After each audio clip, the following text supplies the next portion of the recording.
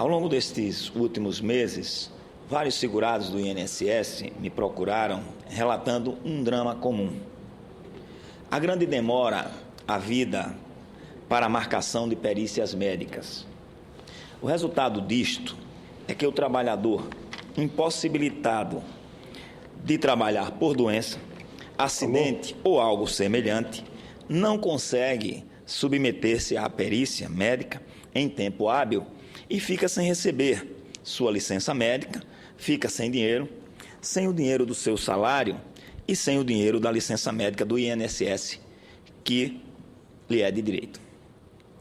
Esta situação me sensibilizou bastante e apresentei agora, no último dia 4, o projeto de lei do Senado, número 308, de 2014, que já se encontra na Comissão de Assuntos Sociais, determinando que o INSS deverá realizar a perícia médica no prazo máximo de 45 dias e, se assim não proceder, a licença médica será concedida automaticamente.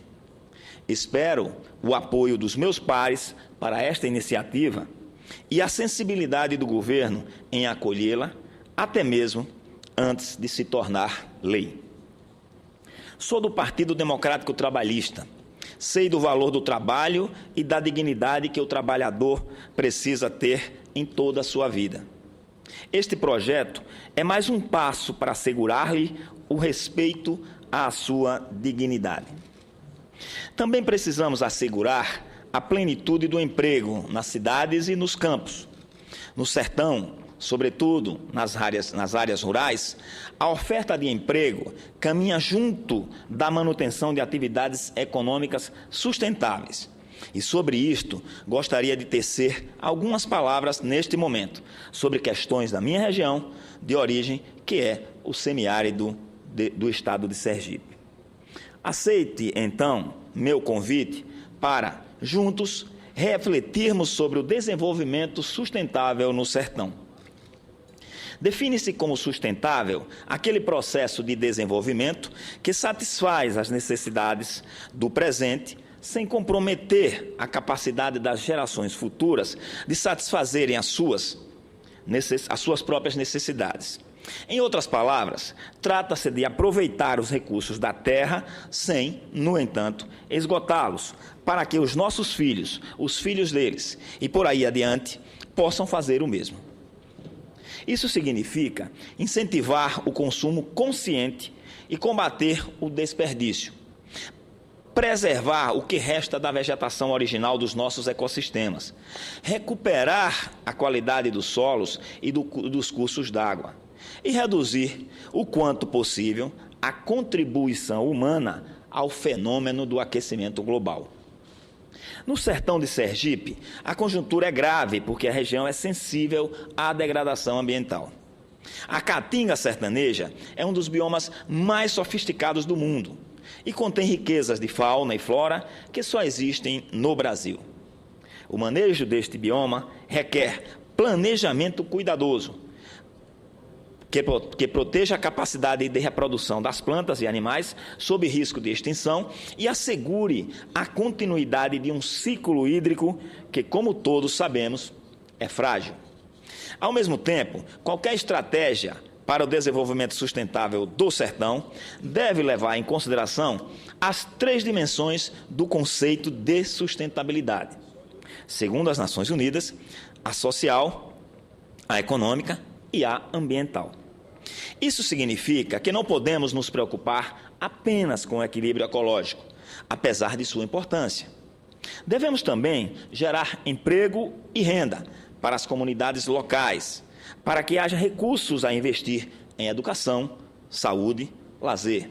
Em outras palavras, para que a vida das pessoas melhore.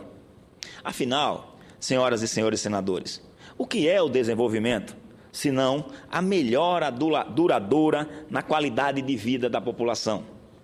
Precisamos, portanto, de soluções corajosas e criativas que aproveitem as vocações e as oportunidades que o meio ambiente nos provê, mas sem exauri-las, e que dinamizem o crescimento econômico com equidade social. Em alguma medida, já temos implementado tais soluções no estado de Sergipe, no sertão, mais propriamente, sobretudo no meio rural. Uma das atividades sustentáveis que mais praticamos é a agricultura irrigada. A irrigação contribui para a sustentabilidade rural na medida em que possibilita o fornecimento d'água para as plantações, conforme a necessidade de cada cultura. Os agricultores sertanejos, então, incrementam sua produtividade, pois podem aproveitar a terra mesmo durante a seca, em lotes de sequeiro, e também reduzem o desperdício de um recurso valiosíssimo do semiárido, que é a água. Há áreas contempladas por projeto de irrigação, os chamados perímetros irrigados, em diversos municípios do semiárido sergipano, como o perímetro Califórnia, em Canindé do São Francisco, no Alto Sertão, onde os agricultores produzem frutas e legumes como acerola, banana, goiaba, manga, graviola, feijão de corda, milho e principalmente o quiabo. São 333 lotes de terra que se dividem em irrigados e de sequeiro. Nesses lotes, trabalham 252 pequenos agricultores, técnicos e empresários, segundo o governo do estado de Sergipe. Do perímetro Califórnia, saem mais de 12 mil toneladas por ano de alimentos saudáveis e nutritivos, que dali vão à mesa das famílias, aos refeitórios das empresas, às cantinas das escolas da região. No novo perímetro Jacaré-Curituba, nos municípios de Canindé de São Francisco e Poço Redondo, já se desenvolve uma intensa atividade de fruticultura. Esse projeto produz abacaxi, acerola, manga, banana, tomate, além de outras culturas, e gera mais de 5 mil empregos diretos e indiretos, segundo a Companhia de Desenvolvimento do Vale do São Francisco e do Parnaíba, Codevasf. Nesse contexto, desenvolvem-se ainda atividades da agroecologia, isto é, a produção de alimentos orgânicos. Nos municípios da região de Canindé, um projeto da Codevasf incentiva a cultura de hortaliças, como alface, berinjela e coentro, em conjunto com a criação de galinhas. Os estercos dos animais servem de adubo às hortas. Estas são cultivadas em campos circulares, o que possibilita maior aproveitamento do terreno por parte das 73 famílias que se beneficiam do projeto. Também gostaria de mencionar a pecuária leiteira intensiva, como uma história de sucesso no desenvolvimento sustentável do semiárido sergipano. O estado de Sergipe conta com polos de produção de leite no sertão, entre os quais o povoado Santa Rosa do Hermílio, no município de Poço Redondo, e o município de Nossa Senhora da Glória. Nesses polos, a maior parte dos produtores é de pequenos e médios proprietários, que se valem de técnicas de produção inovadoras, como a inseminação artificial e o melhoramento genético para produzir quantidades surpreendentes. Tome-se, por exemplo, Poço Redondo, em 2012, produziu 33 mil litros, um município de 33 mil habitantes produziu cerca de 30 milhões de litros de leite, gerando 26 milhões de renda. São níveis excelentes, sobretudo se considerarmos as dificuldades da região. Os números são da pesquisa da pecuária municipal do IBGE. A caprinocultura e a ovinocultura, senhoras e senhores senadores, também são atividades expressivas do sertão sergipano.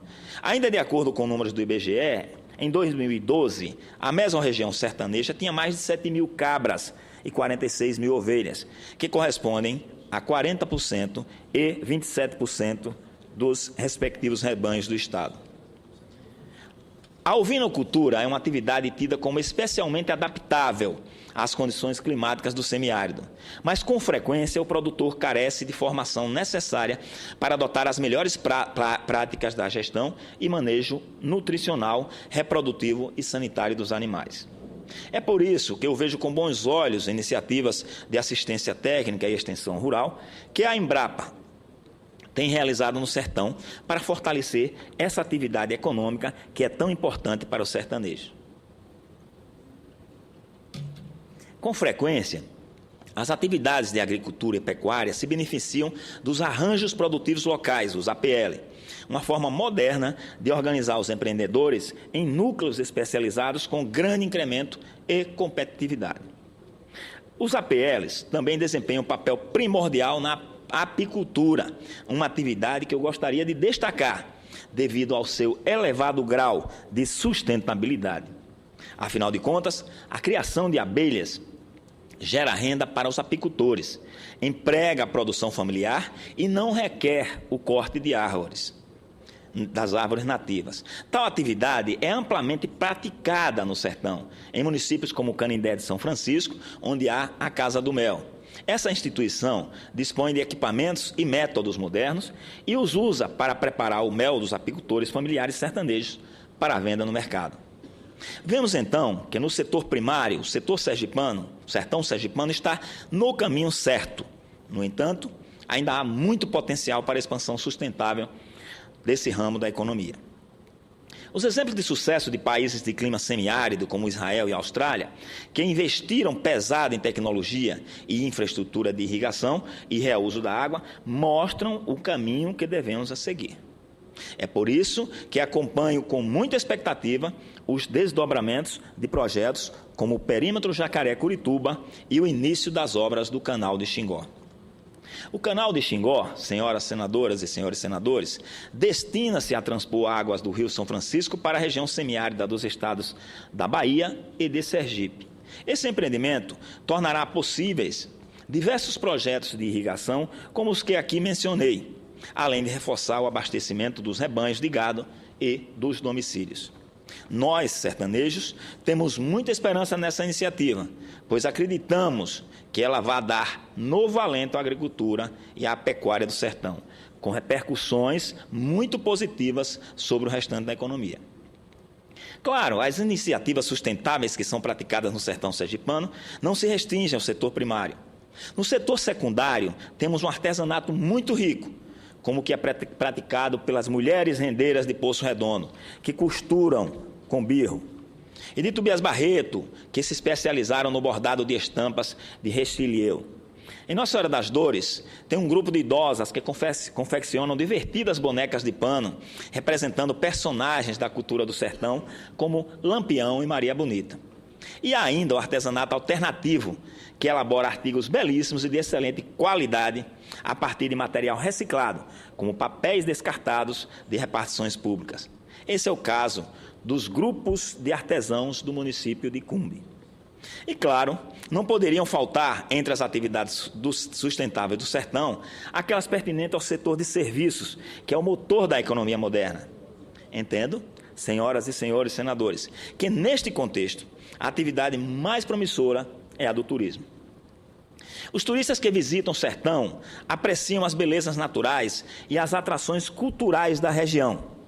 Conhecem o fascinante bioma da Caatinga, apreciam o perfume dos mandacarus, banham-se nas praias do Velho Chico, acompanham o revoar dos pássaros na ilha Ninhal das Garças, navegam de escuna entre os paredões majestosos do Cânion de Xingó, experimentam delícias sertanejas como a farofa cangaceira, a geleia de xique-xique, o doce de coroa de frade, a bala de doce de leite, relaxam nas trilhas da Fazenda Mundo Novo, perto de Canindé de São Francisco, especializada em ecoturismo e agroturismo. Contemplam artefatos de cerâmica, pinturas rupestres e outras manifestações das culturas pré-colombianas do Museu Arqueológico do Xingó. Também em Canindé, dançam com grupos de chachado em Poço Redondo, participam de folguedos populares como as cavalhadas de Canindé, acompanham o trabalho de pescadores ribeirinhos e das mulheres rendeiras, ouvem suas histórias, vivem suas tradições. Nessa maravilha, que é o conjunto de atrações do sertão sergipano, gostaria de ressaltar um destino que conjuga essas duas vocações, a natureza e a cultura. Trata-se da Rota do Sertão, a estrada estradal que sai do povoado Terra Dura, passa por Ribeirópolis, Nossa Senhora Aparecida, Nossa Senhora da Glória, Monte Alegre de Sergipe, Poço Redondo e termina em Canindé de São Francisco. Em um passeio pela Rota do Sertão, os visitantes, além de se encantarem com a paisagem deslumbrante e de vivenciarem todos aqueles aspectos da cultura sertaneja que mencionei, ainda aprendem sobre um dos períodos mais fascinantes da história do nosso país. Senhoras e senhores, o cangaço de Lampião e Maria Bonita. Como sabemos, a história do bando de Lampião exemplifica da melhor maneira possível a vida de violência, de opressão e de crueldade que se vivia no meio rural brasileiro durante a República Velha. Era um contexto histórico em que prevalecia a lei do mais forte. Com base nessa lógica, os cangaceiros e autoridades confrontavam-se, encurralando o sertanejo trabalhador. Quem viaja pela rota do sertão vê o legado desse conflito, ouve anedotas e baladas populares da época, lê depoimentos, examina os uniformes e os armamentos dos combatentes, conhece os lugares onde se deram as batalhas, como a Grota de Angico, onde o rei do cangaço foi executado. Reflete sobre as condições socioeconômicas em que se criou o terror do Nordeste e pensa sobre o passado e o presente do nosso país, uma vez que algumas dessas condições ainda se verificam em algumas localidades do Brasil atual. Pois bem, veja como a Rota do Sertão é um destino turístico por si só. Ela tem imenso potencial de expansão sustentável. Para percebermos, basta que acompanhemos o sucesso de outras estradas turísticas, como o Vale dos Vinhedos, na Serra Gaúcha, e da Estrada Real, em Minas Gerais, onde se exploram os atrativos fascinantes da cultura do interior brasileiro, gerando emprego e renda, mas sem degradar o meio ambiente de que dependem. Esses casos que mencionei demonstram, senhoras e senhores senadores, que é possível viver de maneira digna e sustentável no semiárido. É mesmo muito animador ver que o povo do sertão tem trabalhado para acompanhar os novos paradigmas produtivos do planeta e que os tem empregado para abordar os seus propósitos, os seus próprios problemas de desenvolvimento. Por outro lado, é necessário reconhecer que a economia sustentável tem várias frentes. Para desbravá-las, precisamos de esforço continuado. Nesse contexto, ainda há tantas oportunidades, tanto caminho a andar. Por exemplo, vejo muitas possibilidades de expansão no setor energético. O ambiente do sertão no estado de Sergipe é amplamente favorável à instalação de painéis fotovoltaicos para a geração de energia solar.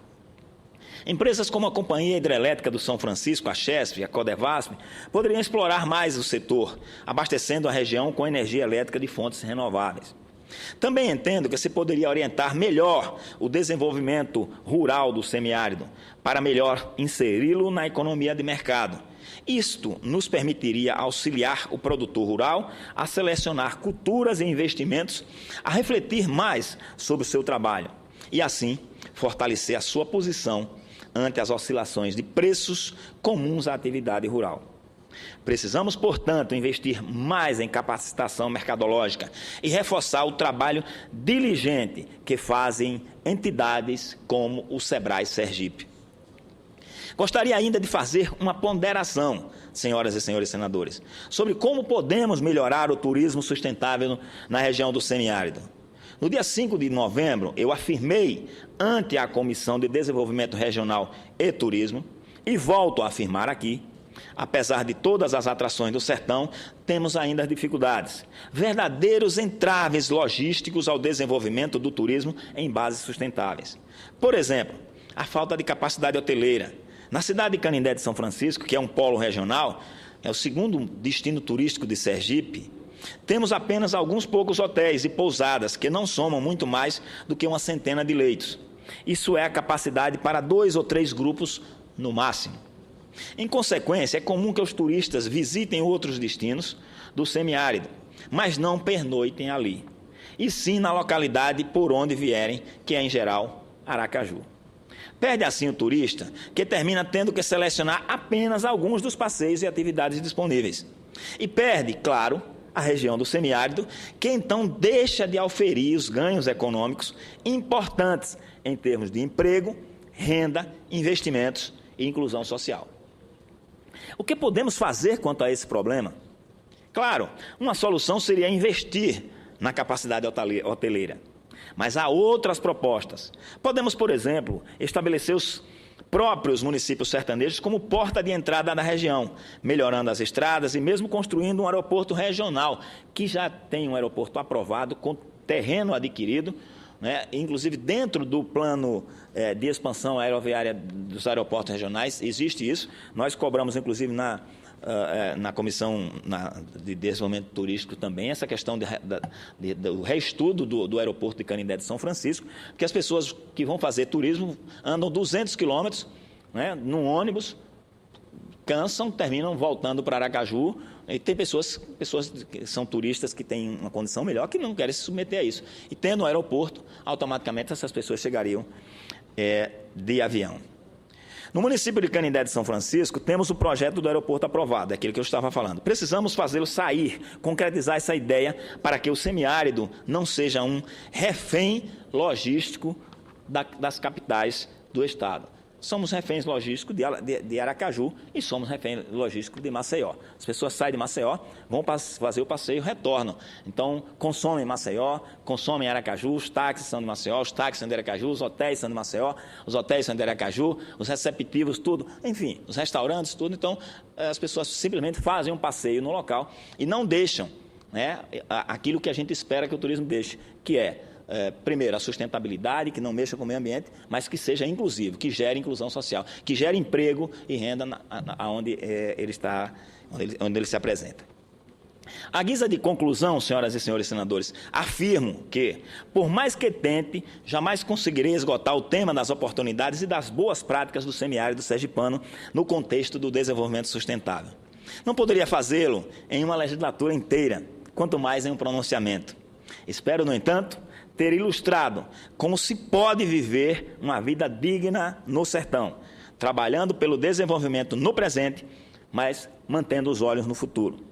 Afinal, como diz a sabedoria popular, não herdamos a terra dos nossos pais, tomamos-la emprestada dos nossos filhos. Era o que eu tinha para falar, senhor presidente, senhoras e senhores senadores. Muito obrigado.